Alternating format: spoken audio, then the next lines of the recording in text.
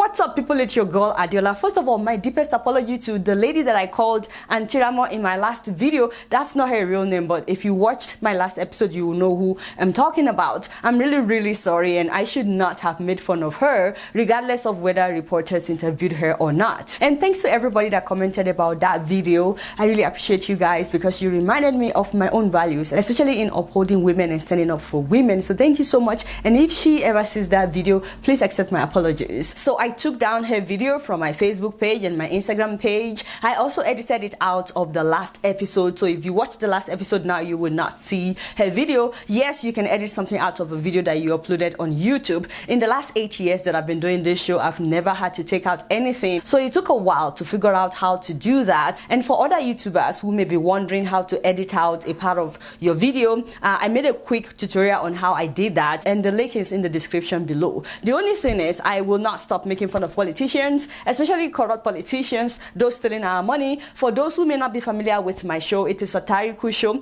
I talk a lot about heavy stuff, heavy news, sad things, and so I try to make people laugh so that they don't feel depressed. So let's start out with the good news this week. Doctors in Nigeria successfully separated conjoined twins at the National Hospital in Abuja. How amazing! That's awesome. 78 medical officers took part in the operation that lasted for 12 hours. And because of that, Mercy and Goodness Ede, those are the twins, they can now live normal lives. The surgery actually happened in November of last year, but it took 6 weeks for the twins to recover, and now they're fine. So the girls are the first to be successfully separated at the government-run specialist center in Abuja. We are so happy for them and their parents. Congratulations, guys. You know, I always knew that Nigerian medical practitioners can do wonders. I mean, we see them doing wonders here in the US. So we knew that all that they need back home is the right equipment. Even the lead doctor for this surgery, Dr. Emmanuel Ahmed, told CNN that it took a long time for them to prepare, partially because they had to get some equipment that were not readily available. So please, Nigerian government, anybody in Nigerian government, please equip our hospitals. We've been shouting about this for years. Equip our hospitals with all the nice gadgets that you see when Mr. President, for example, and his wife go abroad for treatment. Amen, somebody. In fact, we desperately need to renovate almost all our government hospitals in Nigeria. And you know, speaking of renovations, move closer. I'm sure you guys saw Sahara Reporters pictures of the National Assembly that the Nigerian lawmakers want to renovate with 37 billion naira. That's more than $100 million.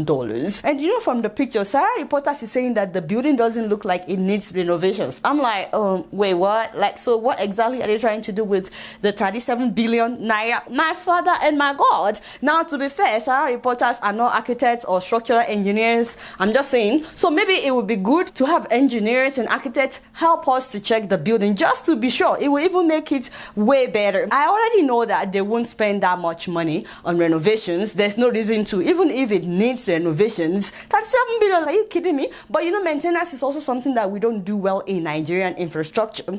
All you need to do is look at our roads in Nigeria. We shouldn't wait till buildings collapse, till we have big potholes on our roads before we do the needful. Having said that, I wasn't surprised by what Sahara Reporters found. Maybe they don't actually need to renovate the building at all. And if architects and engineers can confirm what Sahara Reporters is saying, then it would be even better. If these lawmakers are not trying to steal money, let them take engineers to show us exactly what they want to renovate. You want to take us there. They'll probably just do some cosmetic works and then share the rest of the money, which would not be a surprise for us because they've been doing this for a long time. However, the surprising thing is hearing that Nigerian soldiers are starving. Soldiers are starving on war front. You know, they don't have the right weapons till now, and then Boko Haram keeps winning. It's actually not surprising anymore because so many of these soldiers have released videos of themselves suffering on the internet, and the Nigerian government saw all these videos, and we thought hopefully they've gotten their acts together. They're taking care of the soldiers, especially during this time of the so-called Mr. Integrity or Gabwari,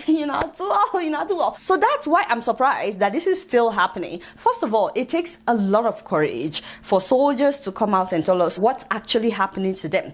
Kudos to the Nigerian soldiers, because you know, they can be demoted or face punishment, including jail time. Do you know that instead of providing weapons for these soldiers who complain, whenever they complain, Nigerian government prefers to jail them? In 2014, 12 Nigerian soldiers were sentenced to death for mutiny because they didn't want to face Boko Haram with without adequate weapons. Also in 2017, 54 Nigerian soldiers were sentenced to death. They were accused of cowardice and refusing to fight, and it's all because they didn't have the weapons that Boko Haram had. They didn't have the adequate weapons. So to see that this is still happening to our soldiers, that they are starving, is heartbreaking. Nigerian government, please see how governments in other countries are taking care of their soldiers. This is why you would find so many Nigerians gladly serving in the military of other countries. But these same people will not serve in the Nigerian military. They actually enjoy so many benefits serving in other countries. Nigerian government, have some shame. That is all we are asking. Just have some shame. The only thing is, some of our Nigerian soldiers too, I beg you, you cannot, because of the hardship that you're facing, be extorting money from civilians. We've been shouting about this now. This past Monday, there was a Boko Haram attack in Borno, and after fighting and killing 3 of the Boko Haram members, do you know that the soldiers allegedly set up a checkpoint and they started asking civilians to show their national ID, and those that didn't have their national ID, do you know that they were charging them 1,000 naira or 1,005? I'm like, what? So even if some of them were Boko Haram members, so long as they gave them 1,000 naira, they let them go. I'm like, what the heck? And then when the governor of Borno heard about this, he went there undercover to see what was happening. He was wearing just a shirt and a pair of pants. And then after seeing what was happening, he sent for his convoy. There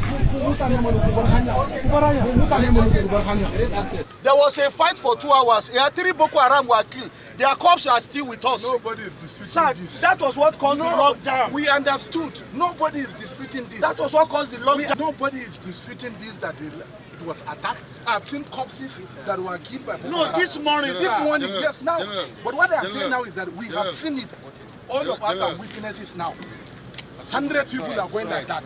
People are collecting money. I'm reporting anybody in this world. People are collecting 1,000. No human being can accept. Since morning, Boko Haram is attacking, and again, the Nigerian military and soldiers and police are receiving money and taking over the 1,000 naira. 1,500 from each and every passenger who doesn't have national ID card. Why would soldiers be collecting money from civilians in the name of national ID?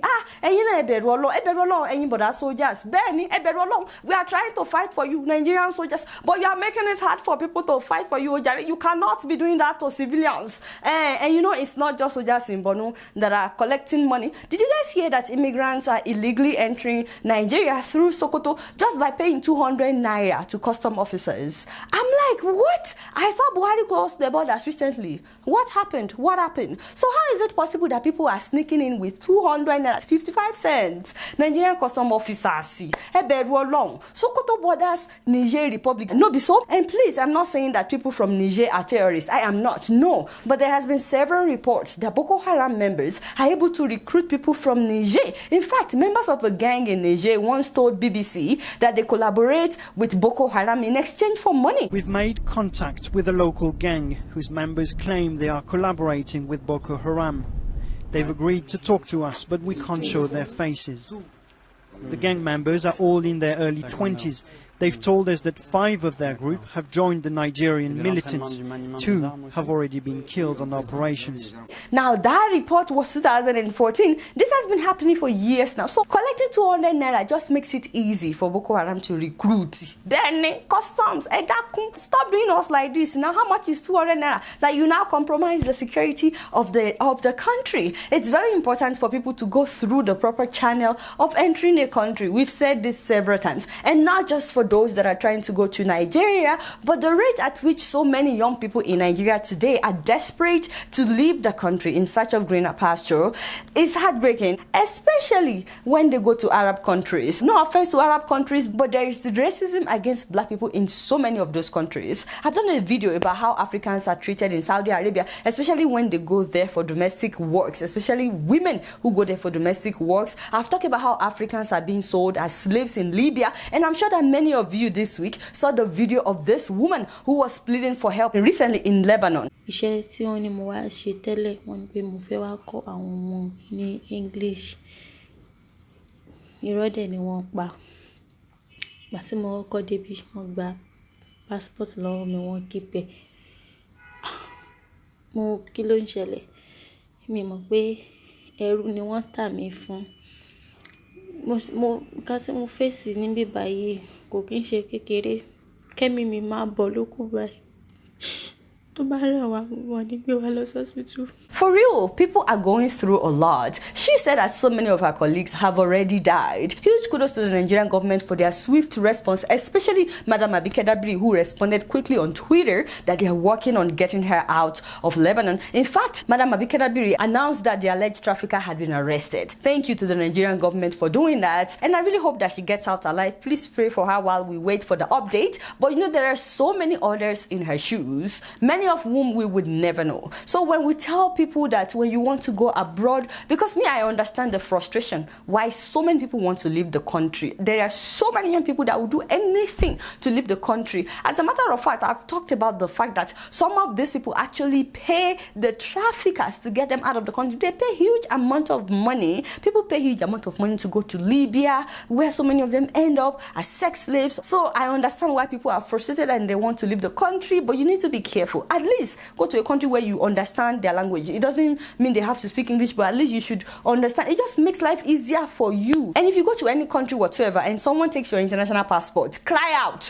Do not leave the airport until you collect your international. Do not let anybody. If anybody has taken your international passport, know that you are in danger. You need to find your way out of the ASAP. Don't wait until you become a slave. As soon as somebody tries to take your passport, or as soon as they forcefully take your passport, cry out for help. That place is not safe for you. But you know, as much as we try to persuade people not to fall victim, it's also very important that we fix our own country.